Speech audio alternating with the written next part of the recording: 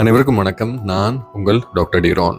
இன்றைக்கி நாங்கள் பேச போகிற ஒரு முக்கியமான டாபிக் என்னென்னு பார்த்தீங்கன்னு சொன்னால், இரவில் படுக்கும் பொழுது நீங்கள் நைட் லேம்போ இது லைட் யூஸ் பண்ணினால் உங்களுக்கு டயபெட்டிக் வரும், உங்களோட சுகர் லெவல் கூட போகும். இதுதான் இன்றைக்கி நான் பேச போகிற டாபிக். கொஞ்சம் ஆச்சரியமாக இருக்கும், இருந்தாலும் நாங்கள் இதை பற்றி பேசுவோம். ஒரு சிறிய விழிப்புணர்வு. இன்னும் என்னோட சேனலை நீங்கள் சப்ஸ்கிரைப் பண்ணலைன்னு சொல்லிச்சுன்னா தயவுசெய்து சப்ஸ்கிரைப் பண்ணிக்கொள்ளுங்க. உங்கள் ஃப்ரெண்ட்ஸ் ஃபேமிலி கூட ஷேர் பண்ணிடுங்க. எனக்கு அது இன்னும் உற்சாகமாக இருக்கும். வாங்க வீடியோக்குள்ளே போகலாம்.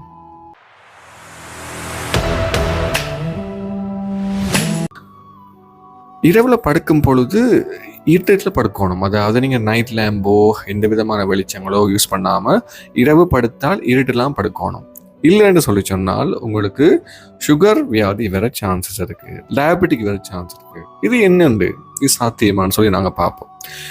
எங்களுக்கு முதல்ல தெரியணும், டயபெட்டிக் அதாவது சுகர் வியாதின்னு சொல்லி சொன்னால் எங்களோட பிளட்டில் இருக்கிற எங்களுடைய இரத்தத்தினுடைய சீனியினுடைய அளவு சுகருடைய அளவு கூட இருக்கிறது ஒரு குறிப்பிட்ட லெவலுக்கு மேலே.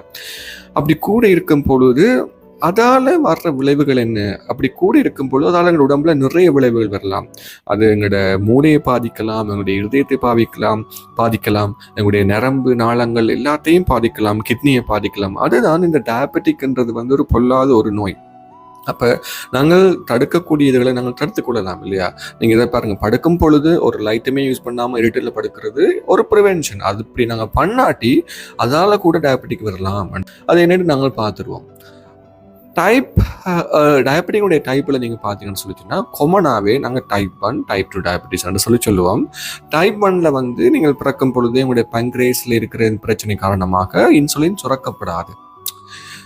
டைப் 2 பார்த்தீங்கன்னு சொல்லிச்சுன்னா எல்லாம் நார்மலாக இருக்கும். ஒரு குறிப்பிட்ட வயசுக்கு பிறகு உங்களோட பங்க்ரேஸ்லேருந்து வர இன்சுலினுக்கு உங்களோட உடலில் இருக்கிற செல்ஸ் கலங்களை எதிர்ப்பை காட்டுறது. இதுதான் நாங்கள் டைப் 2 டயபெட்டிக் சொல்லி சொல்லுவோம். இதை நாங்கள் இன்சுலின் ரெசிஸ்டன்ட் சொல்லி சொல்லுவோம். இதுதான் காமன்.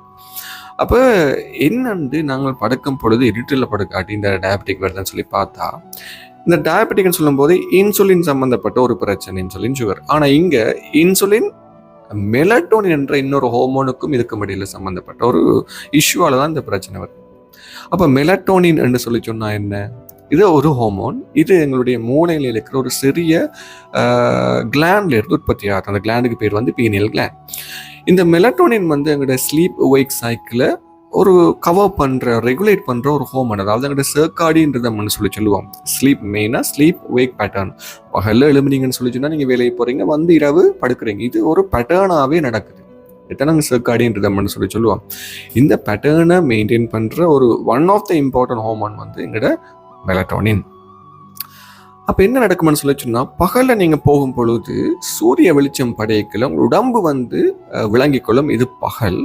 அப்போ என்ன, அந்த பகலின் விளைவாக உங்களோட மூளையில் இருந்த அந்த பீனியல் கிளாண்ட்லேருந்து அந்த மெலட்டோனின் ஹோமோன் வராது.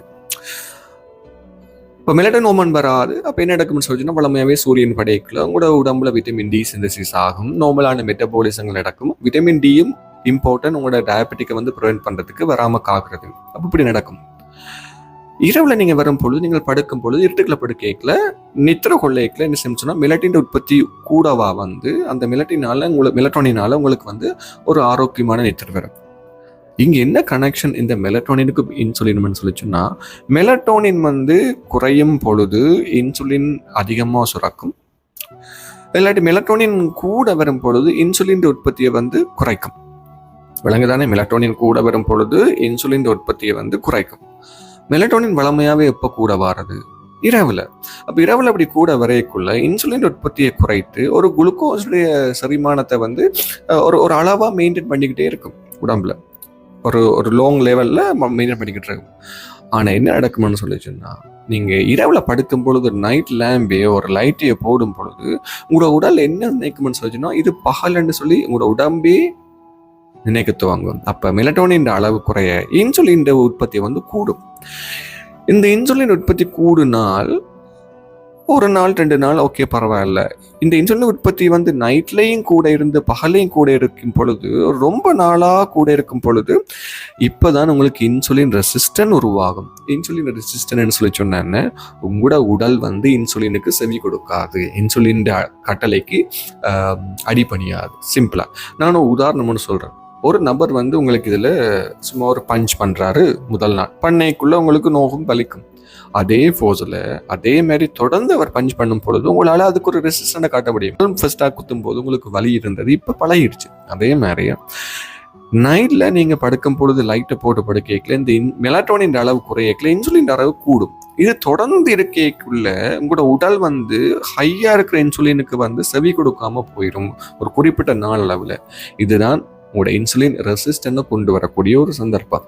அப்போ இன்சுலின் ரெசிஸ்டன் வந்தால் என்ன நடக்கும்? உங்களுடைய பிளட்டில் இருக்க சுகரின் அளவு எப்பயுமே சுகரின் அளவு கூடவாகவே இருக்கும் இன்சுலின் ரெசிஸ்டன் வந்தால். இதுதான் உங்களோட டைப் 2 டயபெட்டிஸ் மெலைட்டஸ்.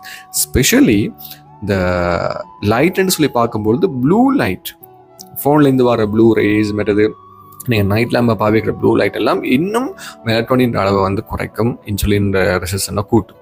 ஸோ கவனம், நீங்கள் படுக்கும் பொழுது இரவில் படுக்கும் பொழுது லைட் ஒன்றும் யூஸ் பண்ண வேண்டாம். ஸ்பெஷலி நைட் லேம்ப், அதோட ஃபோன் இரவு படுக்க போகிறதுக்கு முன்னுக்கு அட்லீஸ்ட் 1 ஹவருக்கு முன்னுக்கு கண்டாலும் நீங்கள் ஃபோன் யூஸ் பண்ணுறது நிப்பாட்டணும்.